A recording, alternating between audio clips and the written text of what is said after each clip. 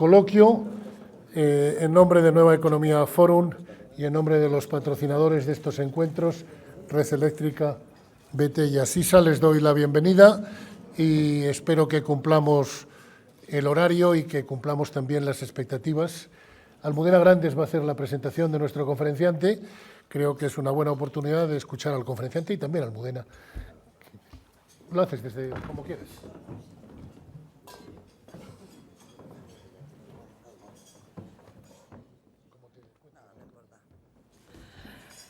Bueno, pues a estas horas tan poco frecuentes para mí de tomar la palabra, buenos días a todos. Estoy muy contenta de tener la oportunidad de presentar a Joan Herrera, que es uno de los políticos españoles con los que he tenido más relación y una relación, diría, de amistad dentro y fuera de la política. Podría hablar de Joan Herrera como amigo, pero no creo que sea el caso. Simplemente decir que cuando él estuvo en Madrid, siempre para mí fue uno de los míos. Cuando digo míos, no estoy hablando de siglas, no estoy hablando de formaciones políticas, estoy hablando de sentimientos, estoy hablando de una persona con la que yo podía hablar, una persona que sabía escuchar, que sabe escuchar, lo cual no es tan frecuente entre los políticos profesionales, una persona a la que jamás, yo a Joan Herrera jamás le he oído hablar mal de un compañero, de nadie cercano a la órbita de la izquierda, y una persona a la que yo podía confiarle todas mis inquietudes, todas mis dudas, lo que me parecía, una persona con la que podía hablar, ¿no? Eso, en el ámbito de la política española, pues en el ámbito de la política de cualquier país, siempre es estimable, siempre es importante. En el ámbito de mi vida personal, en algunos momentos ha sido fundamental. Quiero decir, Joan ha sido una de esas personas capaces de dar calor y capaces de dar seguridad cuando yo tenía frío y cuando parecía que todo se tambaleaba. Entonces, en este momento tan concreto y tan duro y tan difícil en el que estamos viviendo en este país, ante una situación económica insólita que parece encaminada a destrozar las bases del estado de bienestar, que ha sido la forma de vida, podríamos decir, la forma de civilización más progresiva que ha existido en la historia y que está sufriendo un ataque sistemático por parte de los poderes económicos que parecen haber intervenido a los poderes políticos. Creo que Joan Herrera es una persona fundamental para crear una respuesta amplia, para estructurar una respuesta amplia desde la izquierda. Una persona fundamental en la construcción de una izquierda nueva que sea capaz de dar respuestas nuevas a una situación nueva. Y, aunque he hablado con él mucho menos de este tema, creo que también, por su doble condición, un político catalán que ha hecho mucha política en Madrid, también resultará extremadamente interesante oírle hablar de la situación de Cataluña. La primera vez que yo oí hablar a Joan Herrera en público, contaba que, como su abuela vivía en Madrid y su tía vivía en Madrid y él venía mucho aquí, una vez le mandaron a comprar el pan y llegó a una panadería y dijo: me da una barra de cuarto, y le dijeron: niño, aquí solo hay pistola y pistolín. Bueno, si él absorbió, asimiló la pistola y el pistolín, asimiló la tradición de las panaderías madrileñas y ha sido capaz de hacer política en Madrid y Barcelona y de dejar tanto cariño y de dejar tan buen recuerdo en ambos lugares. Bueno, pues creo que va a ser súper interesante escucharle esta mañana, y yo vivo como una alegría y como un orgullo haber tenido la oportunidad de presentarlo. Gracias.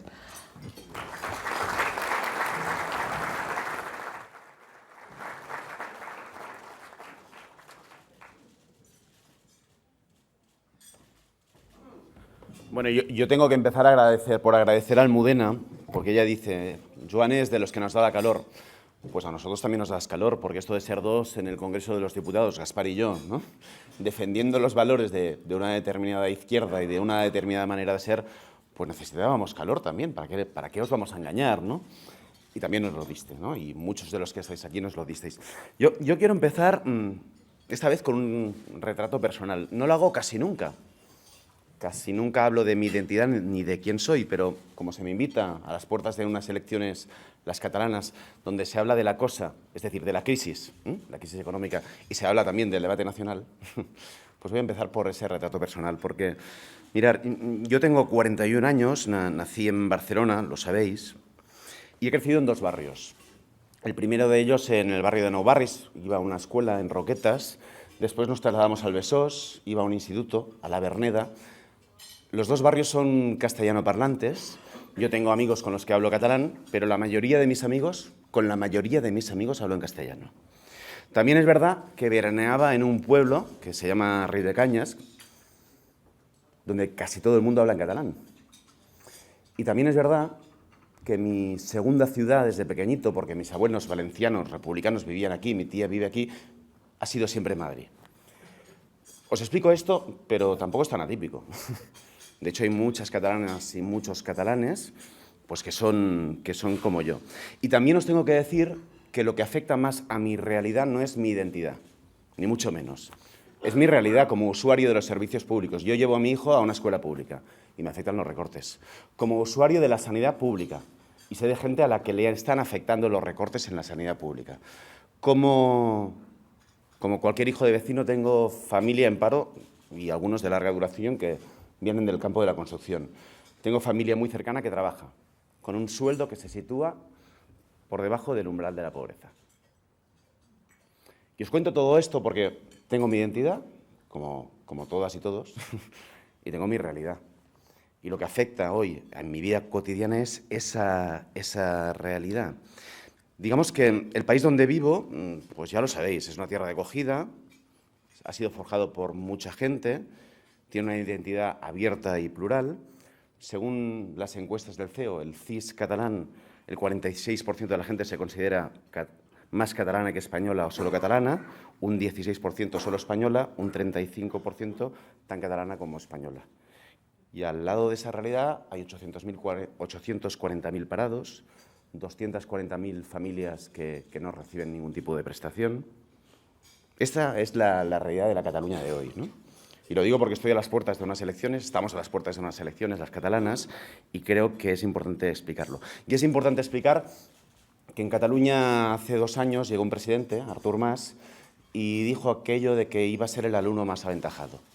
Y presumió de los recortes y habló del círculo virtuoso. Yo recorto, estabilizo las finanzas de la Generalitat, calmo a los mercados, salimos de la crisis. Y el círculo virtuoso, llevamos un año de ventaja, tampoco mucho más, ¿no? Ha sido un círculo desastroso, porque no hemos estabilizado las finanzas de la Generalitat, la crisis se ha disparado, la situación social no dura, es durísima, y esta es la realidad. Empiezo ya, dicha esta presentación, con lo que yo creo que es el escenario real. Y es un escenario de que casi todo está en crisis. Yo diría que casi todo está en crisis. Está en crisis el pacto democrático, el pacto social que se construyó durante la transición. El pacto territorial también está en crisis. Está casi todo en crisis. Y yo creo que la ruptura de esos pactos es la consecuencia de la erosión de la soberanía popular, ya sea para elegir a sus gobiernos y las políticas que deben aplicarse, ya sea para garantizar los derechos sociales y laborales, o ya sea para decidir la relación entre territorios. Hay una crisis y una erosión de la soberanía popular que está afectando a casi todo. Y creo que la cosa hoy es la ruptura del pacto social. Como dicen en los bares de Sevilla, la cosa es la ruptura del pacto social. Eso es lo que yo creo que a mí y a mucha otra gente más nos preocupa. Hay un desmantelamiento objetivo del estado del bienestar. No es nuevo, viene de los años 70. Pero se aprovecha la crisis para desmantelar el estado del bienestar. Josep Fontana, en su libro Por el bien del imperio, lo sintetiza muy bien con una frase de Dan Baker. Dice, los banqueros y sus cómplices, habla del Fondo Monetario Internacional, yo añadiría aquí también la Troika y la propia Unión Europea, están dictando políticas a gobiernos elegidos democráticamente. Su programa es el mismo en todos sitios. Recortar pensiones, reducir gasto público, reducir salud, debilitar a los sindicatos y recortar salarios. Es la devaluación competitiva, es el eufemismo que utilizan para decir devalúen sus vidas. Devalúen sus vidas. Esta es la cruda realidad. Y todo ello lo hacen con una cierta obscenidad. Porque saben ustedes eso de que hemos vivido por encima de nuestras posibilidades, pero en cambio ayuda a la banca sin fin e incluso tienen la valentía, el coraje, a veces yo diría que incluso la desvergüenza, de entrar en la lógica de la deuda privada, que la deuda privada se convierta en pública. Digamos que la jugada es perfecta, porque se aseguran intereses económicos, se desmantela el estado del bienestar, dos pájaros de un tiro. Y todo alineado con el discurso del no hay alternativas. En catalán es no hay alternativa, en castellano, se lo escucharán ustedes a Rajoy, no hay alternativa, en inglés lo decía Margaret Thatcher, there is no alternative. Pero es lo mismo, lo digan en catalán, en castellano, en el 2012 o en los años 80. Yo creo que el problema de fondo es que este marco se ha consagrado en la Constitución. El Estado social, democrático y de derecho, ese pacto constitucional que significaba también la conquista de derechos, en gran parte se lo cargan con la incorporación del artículo 135 de la Constitución. Y ese es el principal pecado de la izquierda mayoritaria de este país, haber consagrado en la Constitución el dogma de unas políticas precisamente que lo que hacen es romper con el pacto social de la transición. Y esto se le ha sumado las leyes de estabilidad presupuestaria, que por cierto, en Cataluña es incluso aún más exigente que la ley de estabilidad presupuestaria que aprobó aquí Partido Popular y Convergència i Unió. En Cataluña lo aprobó Convergència i Unió y Partido Popular. Pues bien, esta es la cruda realidad. ¿Y qué es lo que está pasando hoy en Cataluña? Que esta ruptura del pacto social se está multiplicando. Y, de hecho, se multiplica porque, si bien es verdad que Convergència i Unió rompe con una tradición de la Convergència i Unió anterior en torno al relato nacional, hay una ruptura previa. Lo escribía Josep Ramoneda hace pocos días. La ruptura de una Convergència i Unió social-cristiana hacia una Convergència i Unió mucho más neoliberal. Y hemos sido líderes en rebajas a los sueldos a los funcionarios, sufrimos el triple repago, el pago de la sanidad con nuestros impuestos, el repago del Estado, el repago, en este caso, de la Generalitat. Se ha eliminado una hora lectiva en los institutos públicos, la ley de estabilidad presupuestaria que antes les mencionaba, y lo cierto es que no hemos mejorado. Que 2 años después la cosa está pues como bastante peor en todos los campos, desde todos los puntos de vista. Las consecuencias son injustas, tenemos más pobreza que nunca en Cataluña, pero es que además las consecuencias son inútiles. Tenía que servir para estabilizar las finanzas de la Generalitat y resulta que la deuda de la Generalitat cada mes se ha incrementado en 540 millones de euros. Y el tripartito, que lo hacía teóricamente tan mal, pues incrementó la deuda, invirtiendo en servicios públicos. Pero lo incrementaba cada mes 310. Pues resulta que su política, además, es que es profundamente inútil. ¿Cuál es el problema? El problema es pues esa ceguera ideológica que afirma Antón Costas. Una ceguera ideológica que yo creo que obedece precisamente a que se están jugando muchos intereses. Y a pesar de que la política de austeridad dogmática ha fracasado, el mantenimiento político de dicha política de austeridad pues se mantiene porque los intereses de algunos están en juego. ¿Y eso qué significa? Pues mientras se persigue a los que reciben la renta mínima de inserción, ayer estábamos en una comparecencia en el Parlamento porque hemos pasado de 30.000 a 23.000 y quieren llegar a 18.000, solo a 18.000 receptores de la renta mínima de inserción en el momento que hay mayor pobreza, mientras tanto se aprueba en el Congreso la amnistía fiscal, o el rescate de bancos sin contrapartidas, o la eliminación del impuesto de sucesiones en Cataluña, o el mantenimiento de las subvenciones a las escuelas de élite, a las que segregan niños de niñas, o se niegan a recaudar más en sectores privilegiados, rentas altas. Yo creo que a esta ruptura se le suma la ruptura democrática. No voy a entrar aquí porque creo que, daría para otra conferencia, ¿no? Pero lo cierto es que las decisiones de nuestros gobernantes pueden ser legales, pero cada vez son menos legítimas. Y creo que lo que nos tendríamos que preguntar es si a esta falta de legitimidad se le suma tanta desigualdad, ¿hasta dónde vamos a llegar? Dicho de otra manera, ¿cómo de profundas son las raíces de nuestra democracia? Y este no es un problema catalán, es un problema del conjunto del Estado y es un problema, yo creo, especialmente del sur de Europa. Porque hay una crisis democrática porque hoy las políticas se hacen en función de los dictados de los mercados, de los dictados de Merkel, de los dictados de la Troika, de los dictados de determinados intereses, y no en función de la preferencia de la ciudadanía. Y cuando esto se rompe, la legitimidad, se rompe algo sagrado, que es, bueno, los principios básicos de las reglas democráticas. Eso es lo que se está rompiendo.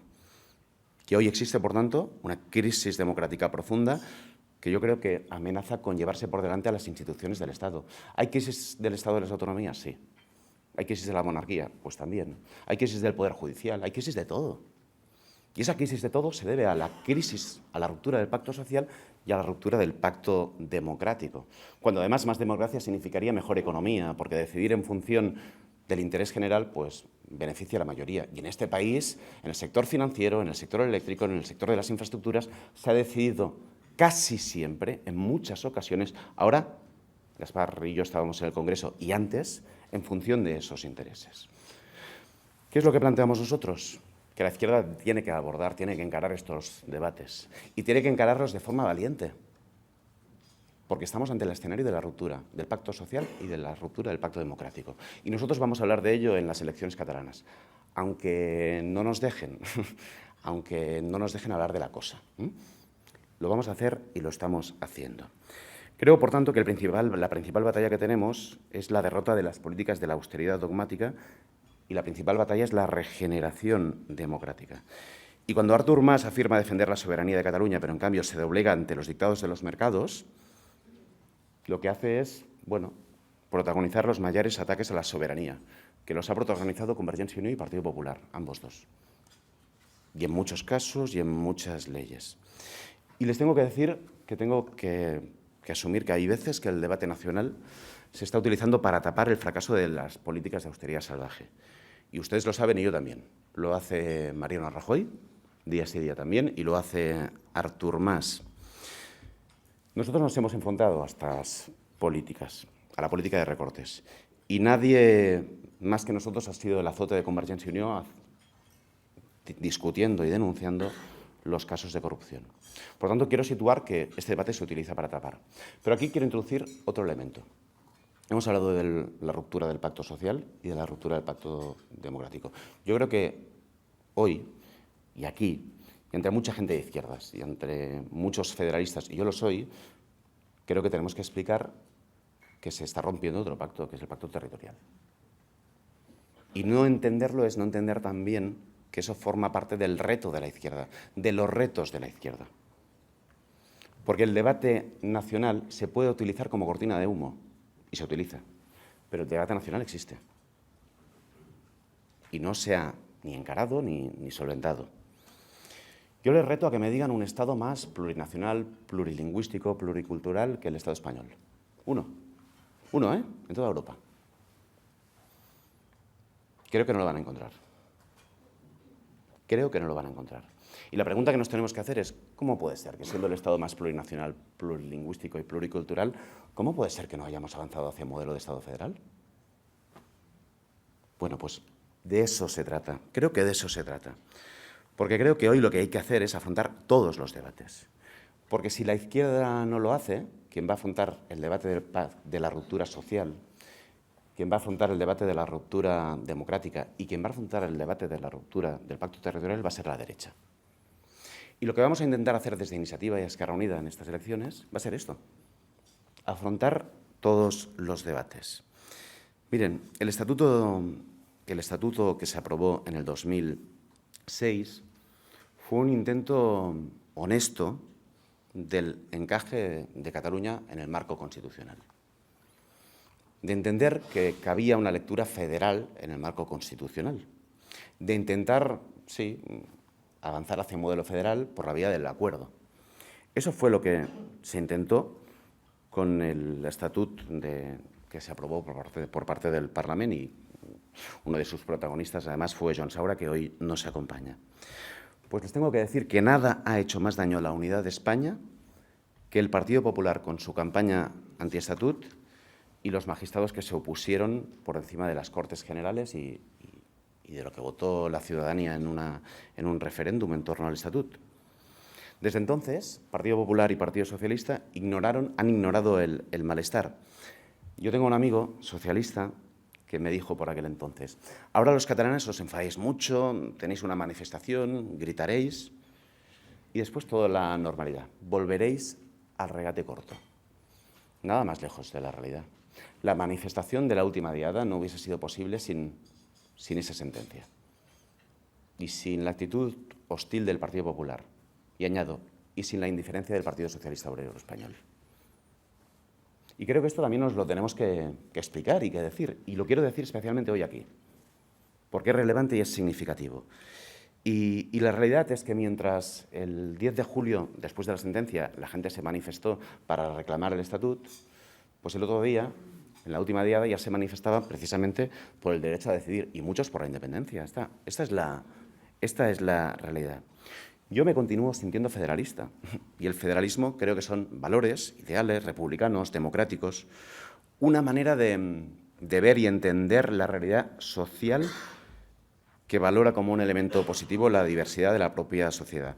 Y creo que una propuesta federal es lo que encaja mejor con España, y les añado, y lo que encaja mejor con Cataluña, porque puede ser una propuesta mayoritaria en el barrio del Besós y en un pueblo de la Plana de Vic. Y con esto sé que estoy simplificando, pero creo que lo ilustra bastante bien.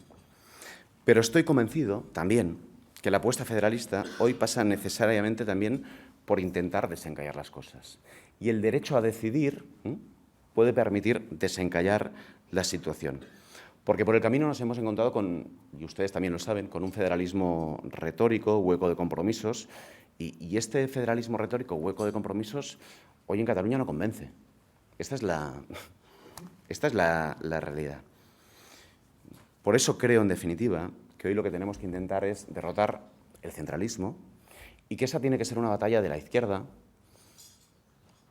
de la misma manera que es una batalla de la izquierda la derrota de las políticas de austeridad dogmática o la ruptura democrática que se está produciendo. Iniciativa Verds y Esquerra Unida, antes también el PSUC, siempre han defendido el catalanismo popular, que considera la recuperación del autogobierno como un instrumento imprescindible para la mejora de las condiciones de vida de la ciudadanía y que entiende las conquistas democráticas, las conquistas sociales, la voluntad del autogobierno como elementos inseparables. Y miren, no es casualidad, para nada, que Iniciativa Verds, que Esquerra Unida, que UGT, que comisiones en Cataluña hayan defendido siempre estas reivindicaciones. No es una casualidad. Es esta Cataluña popular que entiende, en definitiva, que estas son las reivindicaciones y que estas reivindicaciones pasan precisamente por una mejora de las condiciones de vida de la gente. Hoy, en el debate territorial, el principal reto, yo creo que es la derrota del centralismo. Y aquí deberíamos coincidir todos. Y la izquierda española y el federalismo tiene que entender que el enemigo no es el derecho a decidir, sino que el enemigo es el centralismo. Que lo que hay que derrotar es el centralismo. Y así siempre lo ha entendido la izquierda y las acciones con las que compartimos proyecto. Así lo han entendido toda la gente que hoy me acompaña, que hoy nos acompaña, desde gente de Izquierda Unida, gente de Chunta Aragonesista, gente de ECUO, que han reivindicado en definitiva que este es el camino. Y creo que precisamente esto es lo que nos da fuerza. No se lo digo yo. Miren, lo dice constitucionalistas tan destacados como Rubio Llorente.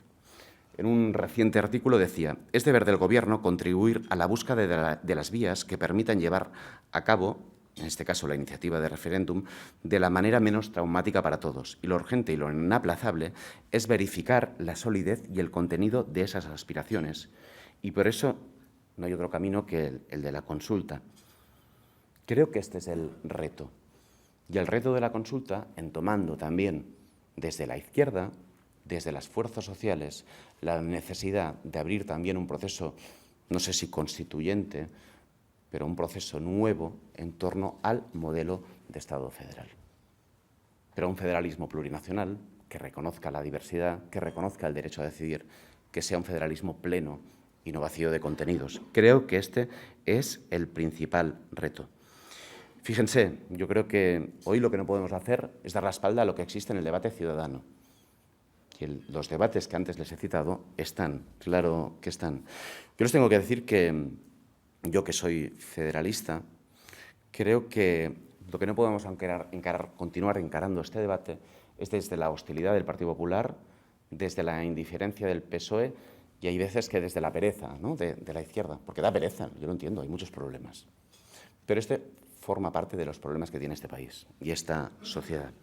Y si ustedes quieren que la propuesta tenga viabilidad, tiene que acompañarse el derecho a decidir de una propuesta federalista de carácter plurinacional, tal y como a mí me gustaría escuchar que se articulase esta propuesta desde aquí. Lo que les digo es que la izquierda debe liderar la respuesta ante la ruptura del pacto social, del pacto democrático y del pacto territorial. Y que la izquierda española debe incorporar el derecho a decidir en su agenda. Y que, lamentablemente, el Partido Socialista Obrero Español pues esto no lo ha entendido y creo que es lamentable que aún no lo haya entendido. Esa es la mejor manera de contribuir a que no haya frontismos.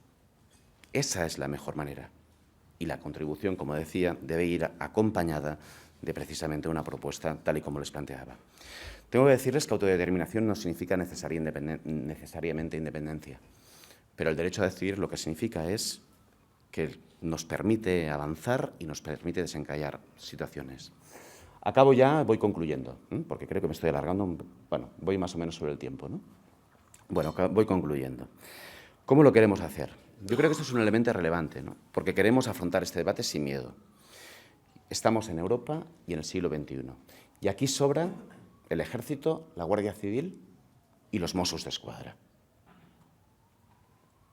Todos esos debates que nos hacen apelaciones, y se han oído desde todas las tribunas, también en Cataluña por parte del conseller Puig, que hacen apelaciones a la Guardia Civil, al Ejército, a los Mossos d'Esquadra, sobran.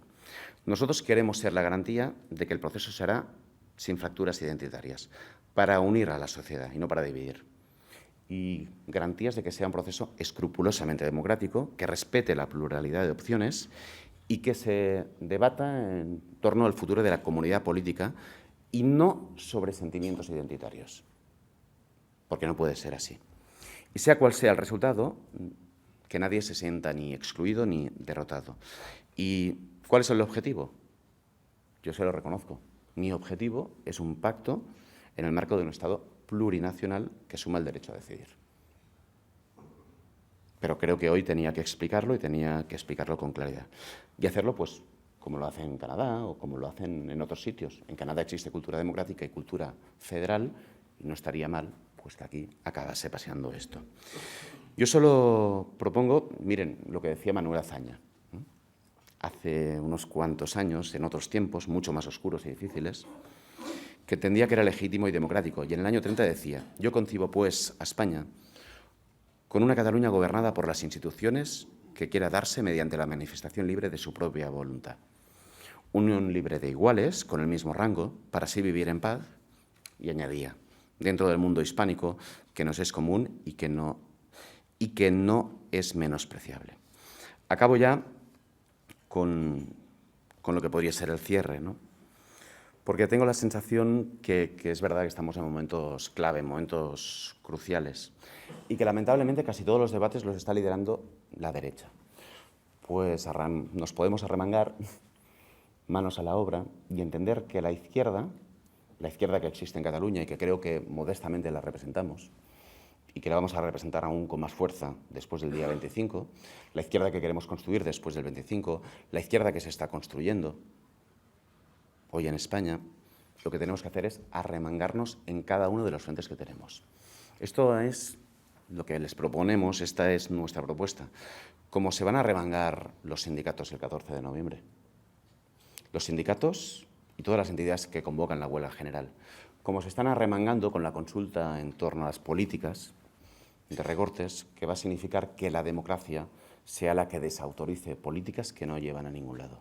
Como nos vamos a arremangar en Cataluña con un objetivo, yo se lo confieso, el 25 de noviembre el principal reto, al menos el que tenemos los hombres y las mujeres de Iniciativa Verds y Esquerra Unida, es derrotar las políticas de austeridad dogmática que están suponiendo tanto sufrimiento, no en la identidad, en la realidad de mis vecinas, en la realidad de los chavales que van a la escuela con mi hijo, en la realidad de los usuarios de los servicios públicos.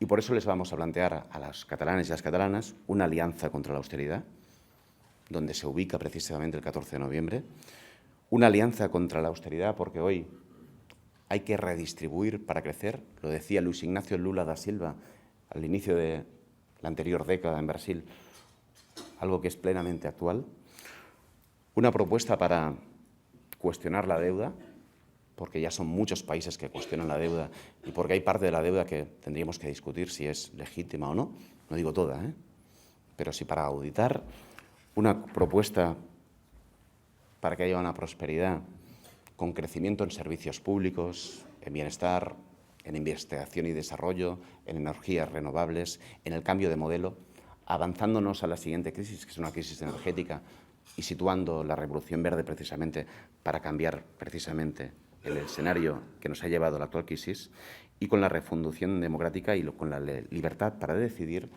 y con el objetivo, la esperanza de que en España también surja una propuesta federal, sabiendo que hasta ahora no ha salido y sabiendo, en definitiva, que tiene que salir y que tiene que salir con fuerza. Este es nuestro compromiso, es lo que vamos a hacer, lo que vamos a intentar y lo que espero, lo que deseamos es que el día 25, sobre todo, haya muchas catalanas y muchos catalanes que nos den más fuerza para que el 25 de noviembre se pueda decir que en Cataluña empieza a existir una alternativa de izquierdas a la Cataluña de Artur Mas, que es una Cataluña conservadora, profundamente neoliberal y que hace que la realidad de muchas catalanas y muchos catalanes sea cada día más dura. Nada más y muchas gracias.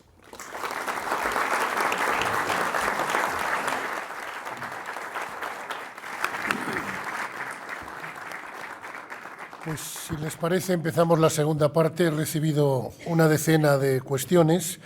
Raúl Gómez, de la Fundación Equo, dice: me ha sorprendido no escucharle ni una referencia al medio ambiente. Entiendo que ahora mismo toca hablar de economía y Estado social.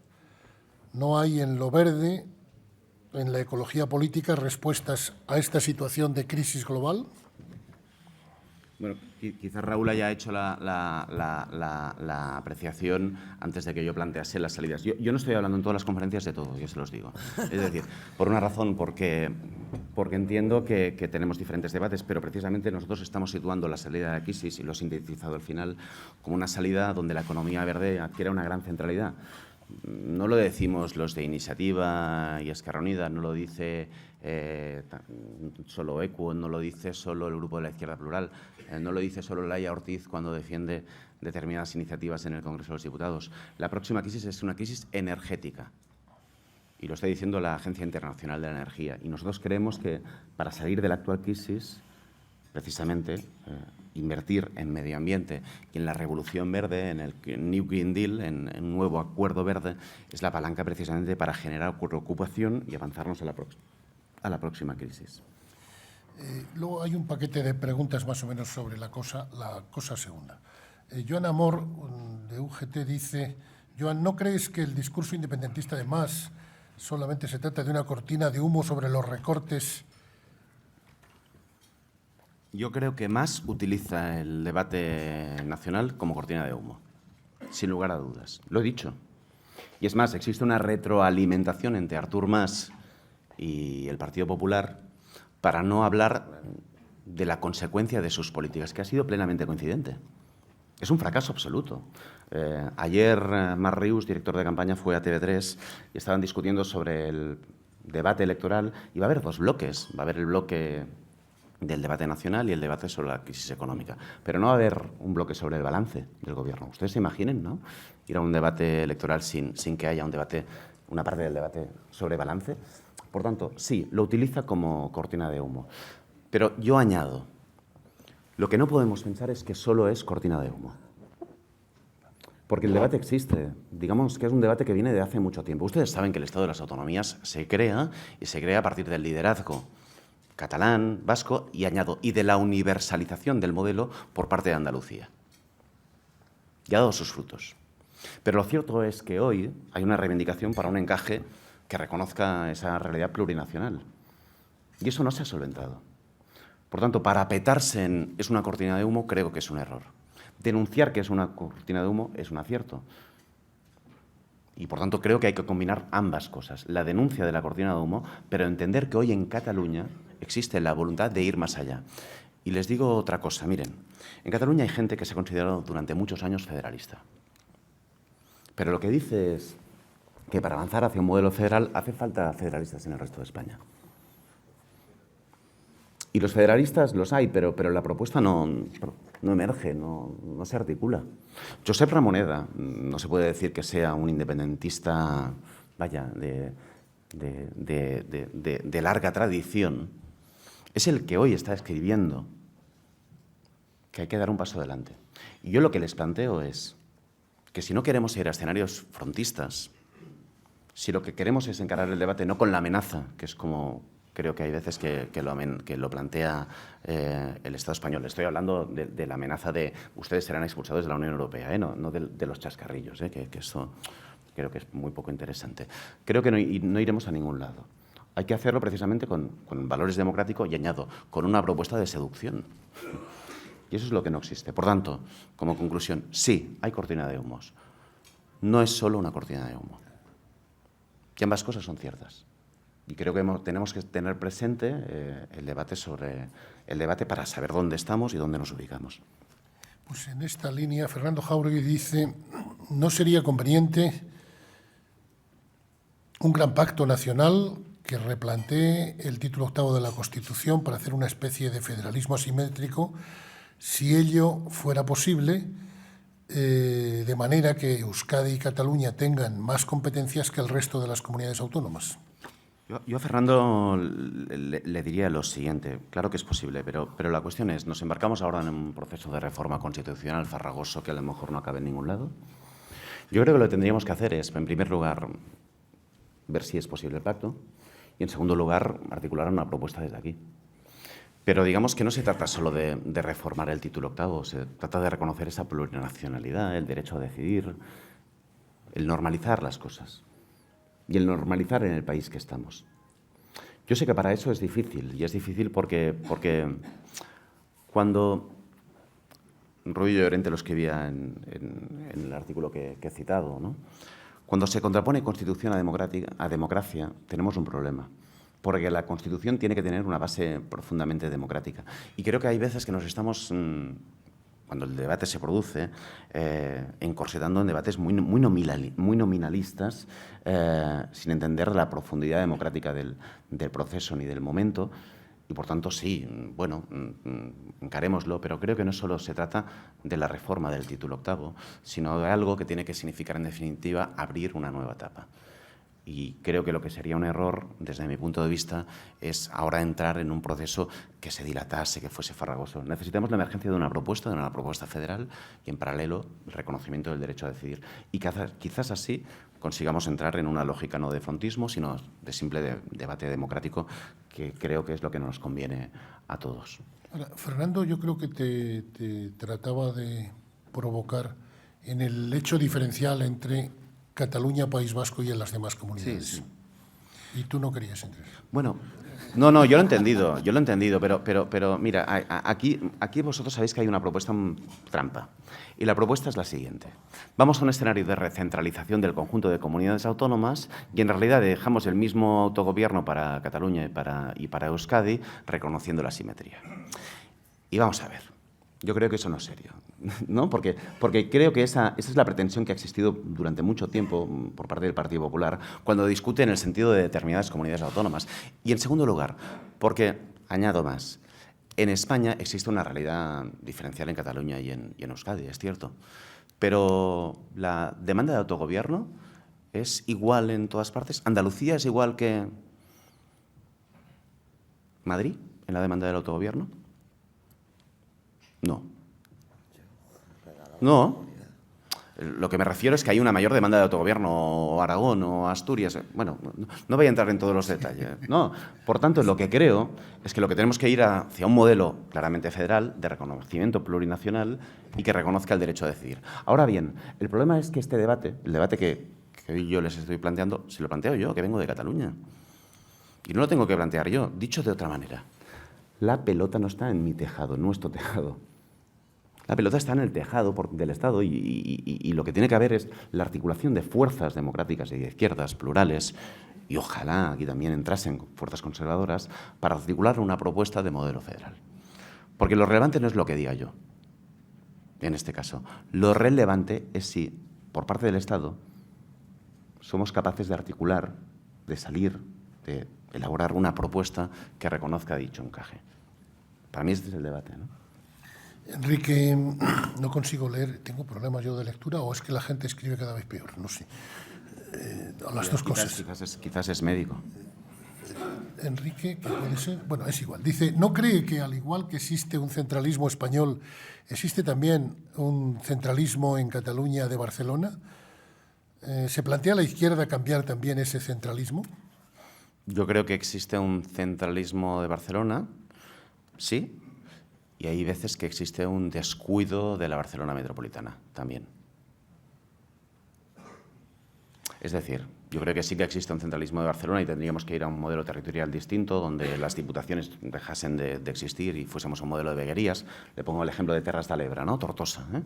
Pero a la vez tendríamos que ir hacia un modelo que también cuidase al área metropolitana, porque me acompaña aquí Joan Tardà, que es de Cornellà, y él sabe también, como yo, que durante muchos años, los años de Convergència i Unió, el territorio más descuidado en inversiones no fue el territorio extrametropolitano, sino fue el territorio precisamente metropolitano, el Baix Llobregat, el Badalona, Hospitalet, Santa Coloma, ¿no?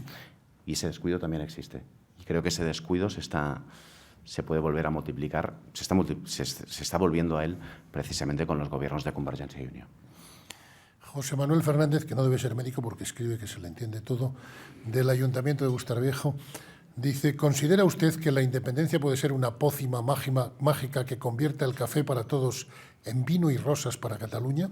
Yo lo he dicho en varias declaraciones. Estaba en una entrevista y me vienen y me dicen, oiga usted, si Cataluña fuese independiente seríamos la cuarta economía de Europa, ¿no? Y me pasó una cosa que me eché a reír, ¿no?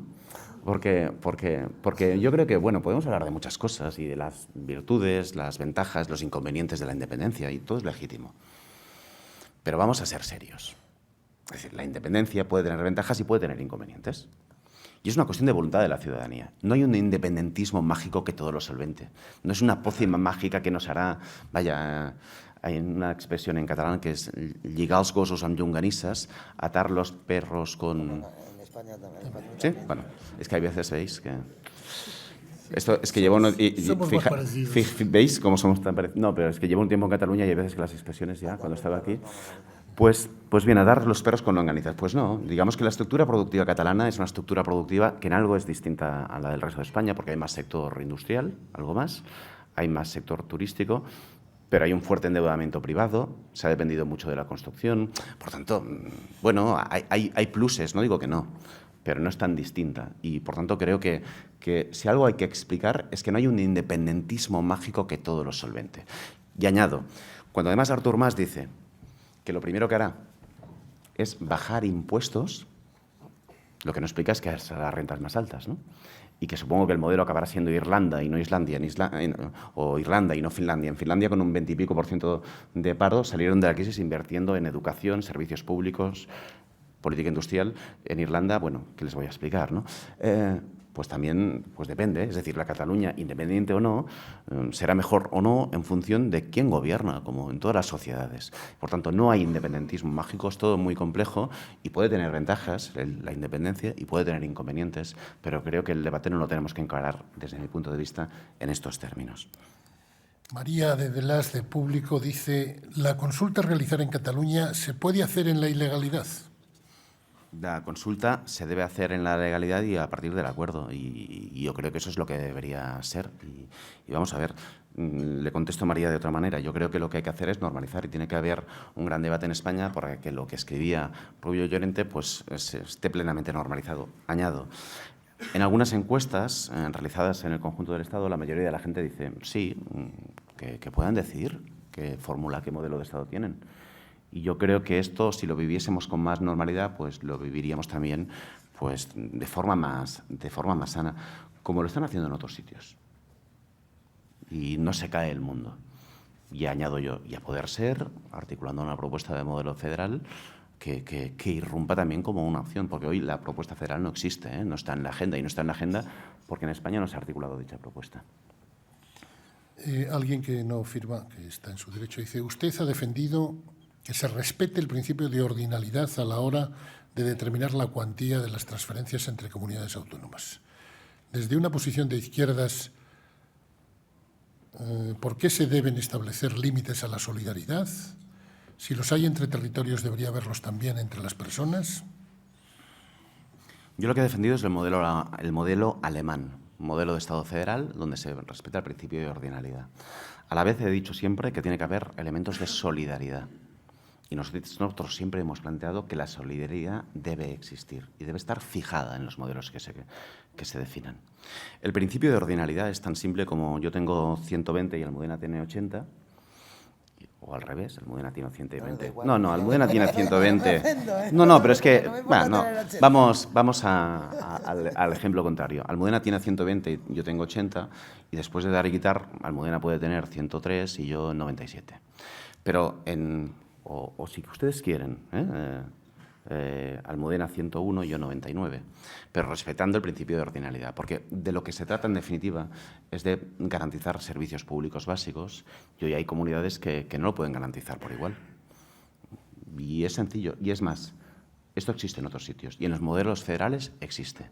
Y en los modelos autonómicos se ha avanzado mucho, pero ustedes saben que con la introducción de los diferentes fondos el modelo se acaba desvirtuando, y con la deslealtad institucional al no pagar los fondos no solo se desvirtúa, sino que hace que haya partes que digan: oiga, ¿tiene sentido todo esto si usted no me paga? Y ese es el tema. Por tanto, ¿por qué no avanzamos hacia un modelo federal ya de una vez? Reconociendo que se avanzó en el último modelo, añadiendo que el último modelo ha quedado desvirtuado por los reiterados incumplimientos por parte de la Administración General del Estado, e intentando avanzar, en definitiva, a un modelo que sea más justo, más razonable y más transparente.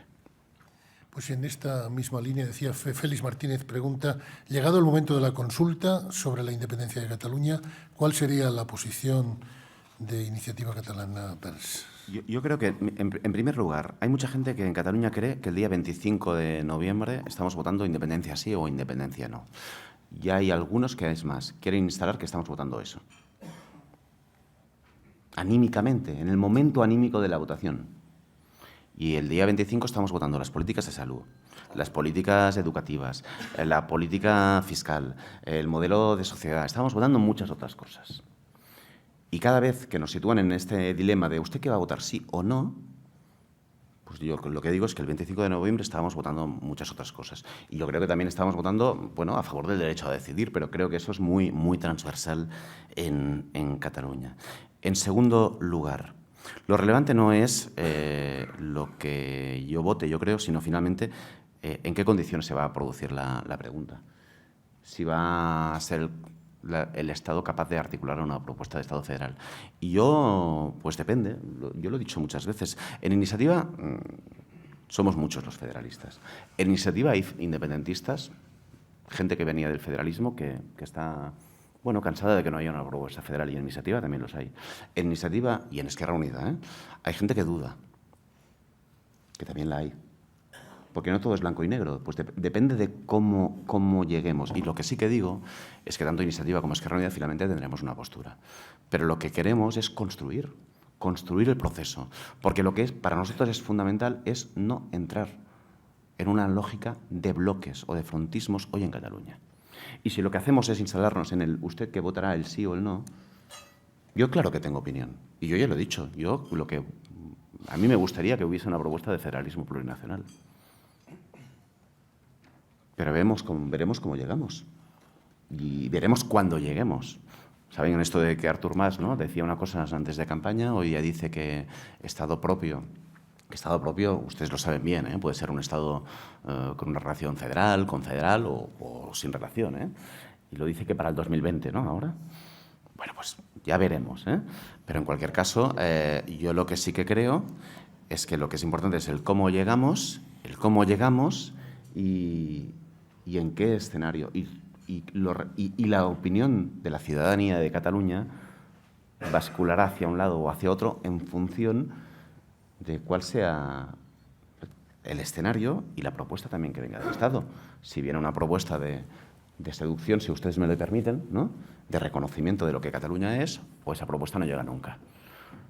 Porque yo les añado, en las diferentes encuestas el independentismo ha ido creciendo a partir de la no propuesta por parte del Estado.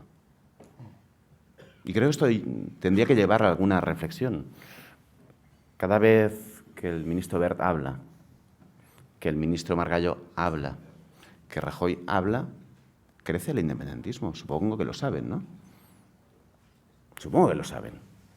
Y cada vez que no hay una propuesta, o que hay indiferencia, o que no se entiende que hay que encarar el debate y hay que encararlo haciendo una propuesta de Estado federal, hay frustración por parte de la gente que se ha considerado federal, pero que ve que no se articula dicha propuesta.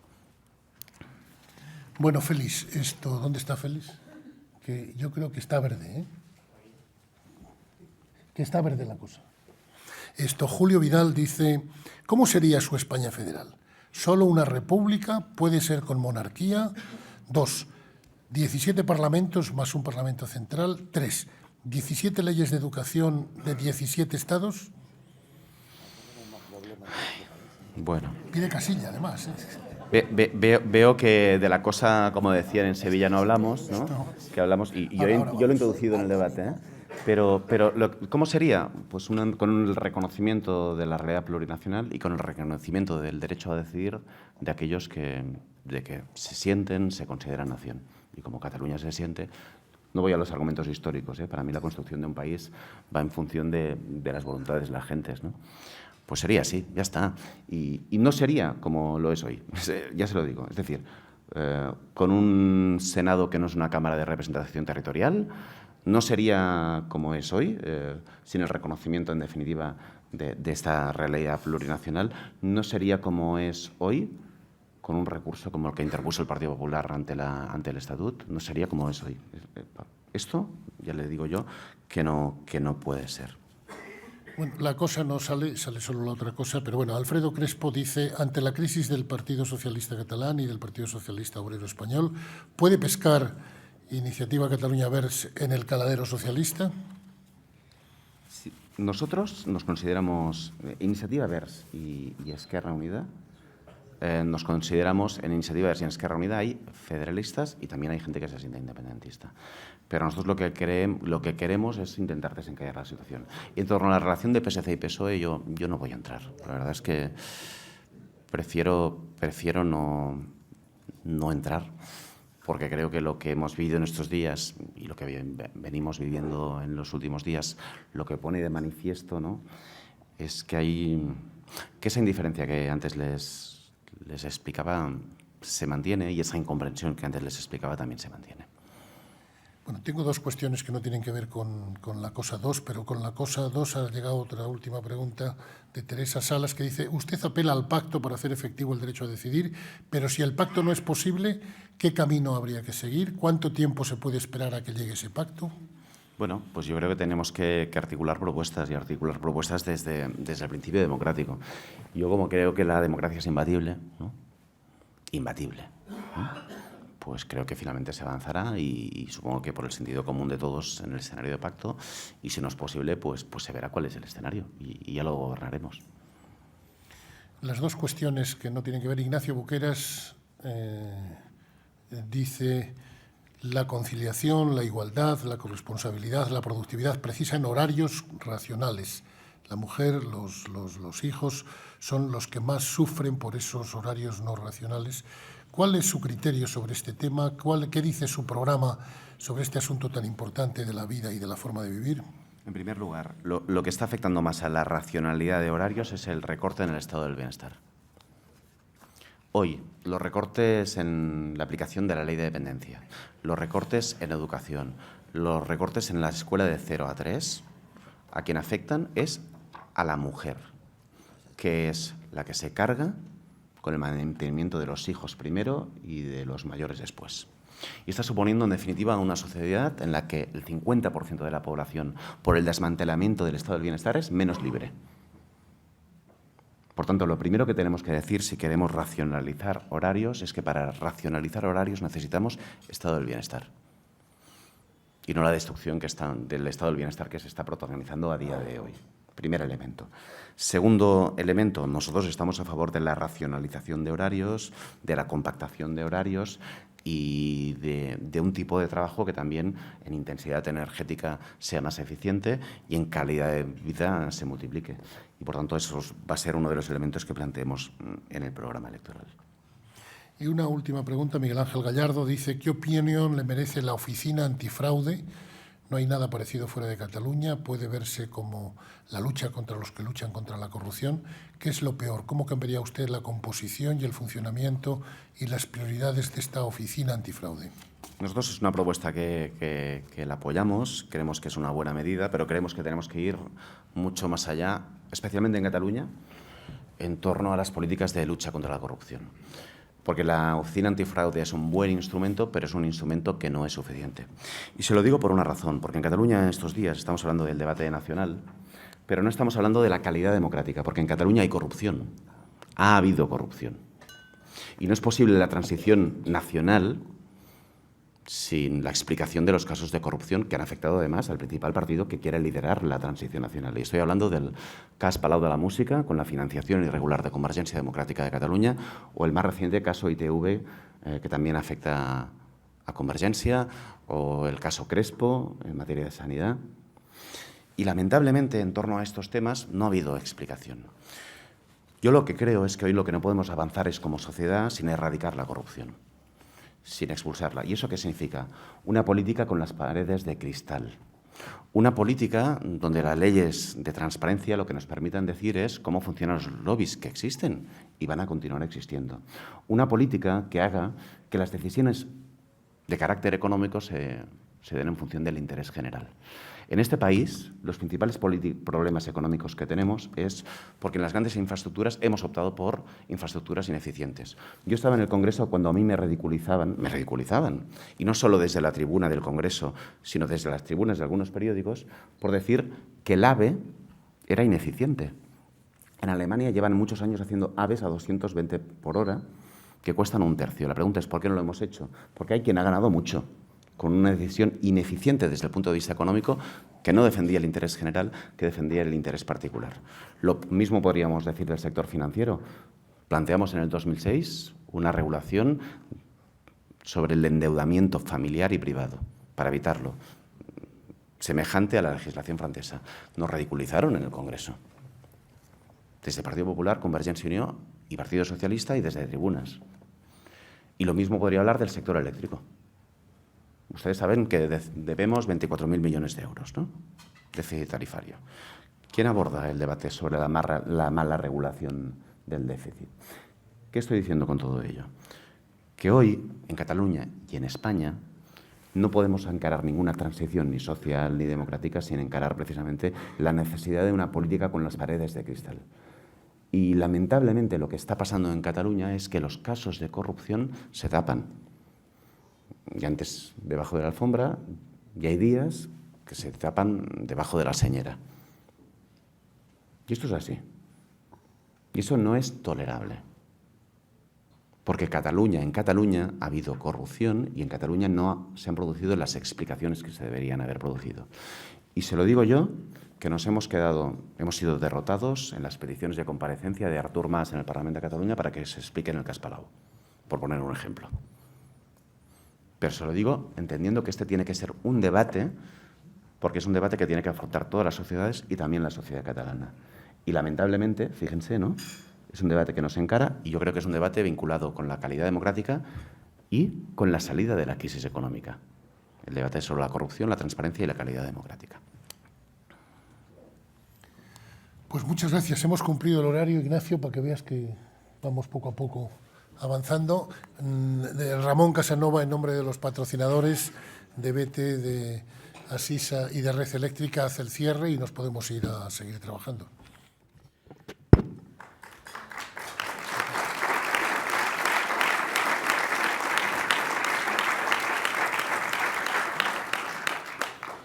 Muchas gracias, Joan, por tus palabras muy claras, muy directas. En nombre de los patrocinadores te agradecemos tu presencia y te deseamos suerte en las elecciones. Muchas gracias a todos ustedes por su asistencia. Gracias.